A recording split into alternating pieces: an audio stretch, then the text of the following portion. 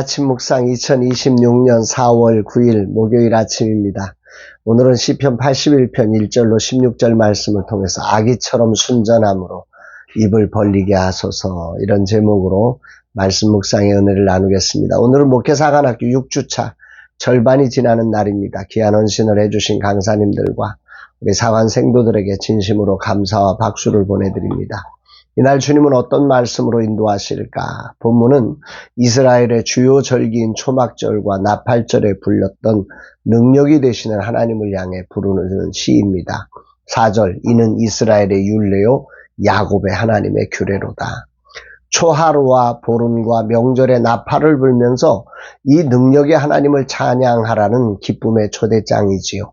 하나님은 과연 어떤 능력의 하나님이시길래 그런 겁니까? 6절 7절에 이르시되 내가 그의 어깨에서 짐을 벗기고 그의 손에서 광주리를 놓게 하였도다. 내가 고난 중에 부르짖음에 내가 너를 건졌고 우레소리의 은밀한 곳에서 내게 응답하며 무리바 물가에서 너를 시험하였도다. 430년의 노예 생활에서 전혀 들어보지 못한 소리를 들었다고 5절에서 밝히듯 이들은 하나님의 능력을 통해 무거운 짐을 벗고 자유를 누리는 기쁨을 얻었습니다. 그러나 하나님의 능력의 인도하심에 대해서 오늘 본문 6절에서는 7절이죠. 내가 고난 중에 부르짖음에 내가 너를 건졌고 우레소리 은밀한 곳에서 내게 응답하며 무리바 물가에서 너를 시험하였도다. 이 하나님의 능력의 인도하심은 세 가지로 나타남을 보여주지요. 건졌다, 응답했다, 시험하였다. 세 단어로 드러나고 있는 이것을 우리가 주목해 봐야 합니다. 하나님께서는 자기 백성을 어떻게 구원하시고 관계를 맺으시며 성장시켜 가시는지를 보여주는 아주 중요한 단어다 생각됩니다. 먼저 이들은 자신들의 힘이나 공로로 구원받은 것이 아니라 전적인 하나님의 은혜에 건져주심을 받았다, 이렇게 표현합니다. 하나님은 그들의 부르짖음을 듣고 은혜로 건져주신 거지요. 두 번째, 우레소리 은밀한 곳이라고 하는 것은 신의 산을 의미하는 건데요. 그곳에서 친히 하나님이 임재하셔서 말씀하시고 언약을 맺으셔서 자기 백성을 삼으셔서 교제하셨다. 임재하시고 관계를 맺으시고 교제하시는 관계를 열어주시는 것입니다. 이것이 우리 하나님께서 우리에게 응답하시는 이 과정이지요. 그 다음에 세 번째, 광야의 무리바 물가에서 물이 없는 결핍을 통해 이스라엘이 진정 하나님을 원하는 건지 하나님이 주는 선물을 원하는지를 시험하셨다, 이렇게 말씀하고 있습니다. 그리고 시편 81편은 이것을 근거로 오직 하나님만 의지하고 그분에게만 입을 크게 벌리라고 유명한 말씀을 외치고 있지요. 10절, 나는 너를 애굽 땅에서 인도해낸 여호와 내 하나님이니 내 입을 크게 열라 내가 채우리라 하였으나, 이 고백은 새끼 새가 어미 새를 향해 본능적으로 입을 크게 벌리며 의존하듯이 오직 하나님을 향해 절대적으로 의존하여 살라고 하는 당부의 말씀이기도 합니다. 그런데 놀랍게도 이스라엘은 이를 거절했다. 11, 12절에 내 백성이 내 소리를 듣지 아니하며 이스라엘이 나를 원하지 아니하였도다. 그러므로 내가 그의 마음을 완악한 대로 버려두어 그의 임의대로 행하게 하였도다, 이렇게 말씀하십니다. 여기서 초점은 그들은 여전히 입을 크게 벌리고 있었지만 그 방향이 하나님이 아니라 애굽의 고기가마를 구하는 데 입을 벌렸고 가나안의 그 바알신을 향해서 입을 벌렸다고 하는 것입니다.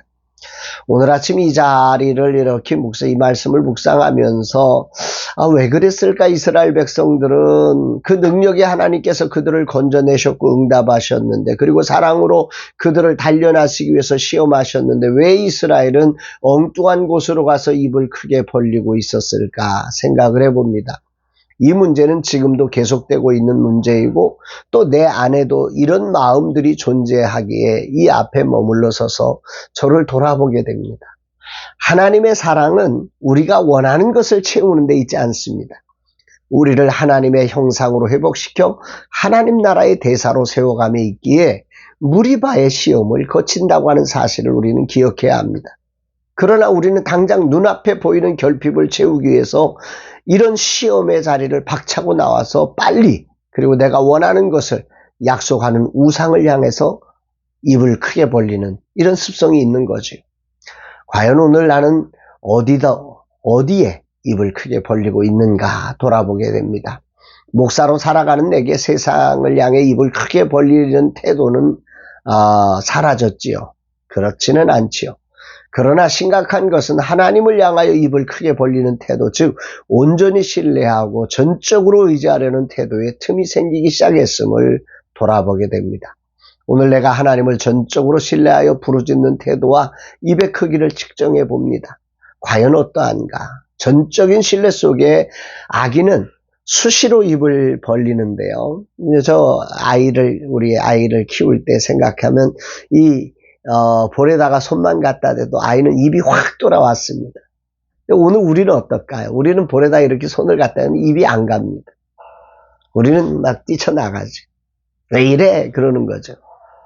달라진 거예요. 소망하기는 이 아침에 아기처럼 순전함으로 다시 하나님을 향해 입을 크게 벌리는 그런 목사가 되기를 기도합니다. 주님, 이 하루 나의 삶이 전적으로 하나님을 신뢰하며 오직 하나님께만 입을 크게 벌리며 의존하는 자가 되게 하옵소서. 어린아이가 입 근처에 손만 대어도 입을 벌리듯 간절함이 회복되게 하시되 다만 오직 나의 주 되시는 하나님을 향하여서만 그분의 선물이 아니라 그분을 향해 입을 벌리는 자 되게 하옵소서 고백하게 됩니다. 사랑하는 여러분, 하나님은 우리의 입의 크기를 지금 말하는 게 아닙니다. 그 방향을 말하고 계시는 것입니다. 내 삶의 진정한 생명을 채우시기를 원하시는 하나님을 신뢰하고 그분께 입을 벌리는, 아니 그분께만 입을 벌리는 우리의 신앙이 되어서 정말 우리의 삶 속에 그 능력의 하나님이 찬양되어지고 간증되어지고 증거되어지는 거룩한 저와 여러분의 삶 되기를 주의 이름으로 축복합니다. 사랑합니다.